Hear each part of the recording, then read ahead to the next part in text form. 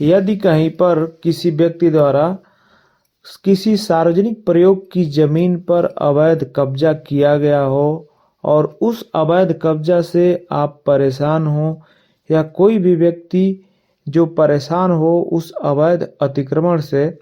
तो उस अवैध अतिक्रमण को हटवाने के लिए उसके द्वारा किस प्रकार और कौन सी कार्रवाई अमल में लाई जाएगी और उस सार्वजनिक जमीन को किस प्रकार अतिक्रमण मुक्त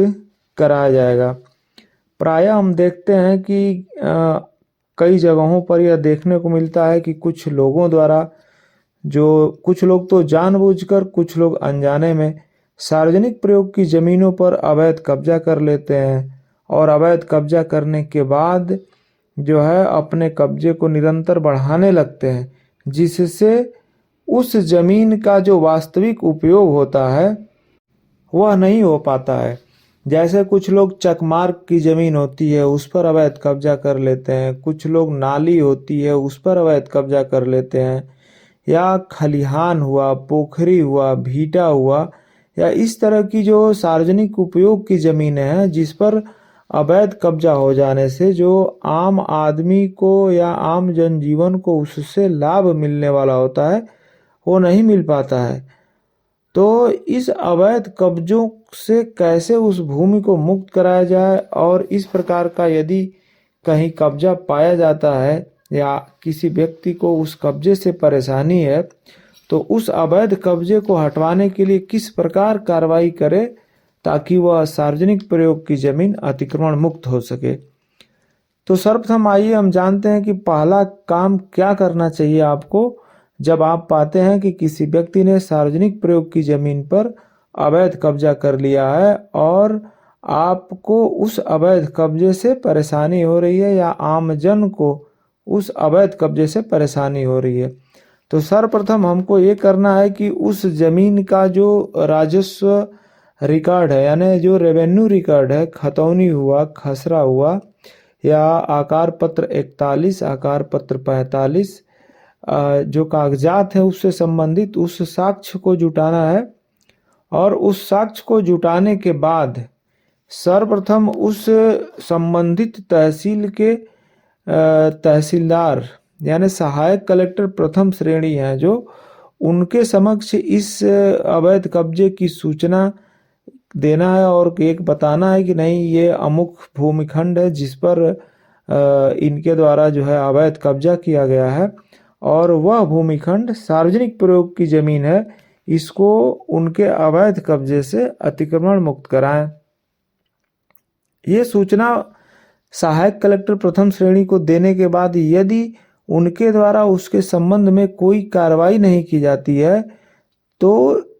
उसकी प्रतिलिपि के साथ और सारे साक्ष्यों के साथ वो शिकायती प्रार्थना पत्र की प्रति लगा करके और संबंधित उप जिलाधिकारी यानी उप जिला मजिस्ट्रेट के समक्ष प्रार्थना पत्र दे करके उस पर कार्रवाई करने की मांग की जानी चाहिए। और यदि उप जिला मजिस्ट्रेट के समक्ष प्रार्थना पत्र देने के उपरांत भी उस सार्वजनिक जमीन से अवैध कब्जा नहीं हटाया जाता है तो विधिवत सारे साक्ष्यों सहित और सारे प्रार्थना पत्रों के साथ जिले के संबंधित कलेक्टर यानी जिलाधिकारी के समक्ष इसकी शिकायत की जानी चाहिए और इस पर प्रार्थना पत्र में ये मांग किया जाए कि जो व्यक्ति अवैध कब्जा किया हुआ है उस व्यक्ति का अवैध कब्जा जो है तत्काल हटवाया जाए और उस जमीन को जो सार्वजनिक प्रयोग की जमीन है उसे अतिक्रमण मुक्त कराया जाए। जहाँ तक देखा जाता है कि उसके उपरांत उस संबंधित अवैध अतिक्रमणकर्ता पर जांच के दौरान यदि यह पाया जाता है कि नहीं उसने कब्जा किया हुआ है तो अगर टेम्पररी कब्जा होता है तो लोग हटवा देते हैं राजस्व कर्मी, लेकिन अगर उसका कब्जा निर्माण के रूप में पाया जाता है तो उसके खिलाफ 67 की कार्रवाई जो है चलाई जाती है और उस कार्रवाई के दौरान उसका जो है कब्जा, उस कार्रवाई के उपरांत उसका कब्जा हटाए जाने का आदेश पारित होता है और आदेश पारित होने के बाद उसका अवैध कब्जा हटवाया जाता है। इस प्रकार अगर आपके भी आसपास कोई सार्वजनिक प्रयोग की जमीन हो और किसी व्यक्ति के द्वारा उस पर अवैध कब्जा किया गया हो, तो आप भी ये प्रक्रिया अपना करके उस सार्वजनिक प्रयोग की जमीन से अवैध कब्जा हटवा सकते हैं। संबंध में और ये जानकारी आपको कैसी लगी ये कमेंट बॉक्स में ज़रूर बताएं। और यदि आपने हमारे चैनल को सब्सक्राइब ना किया हो तो कृपया इसे सब्सक्राइब करें, ऐसी जानकारियाँ आपको प्राप्त होती रहें। धन्यवाद।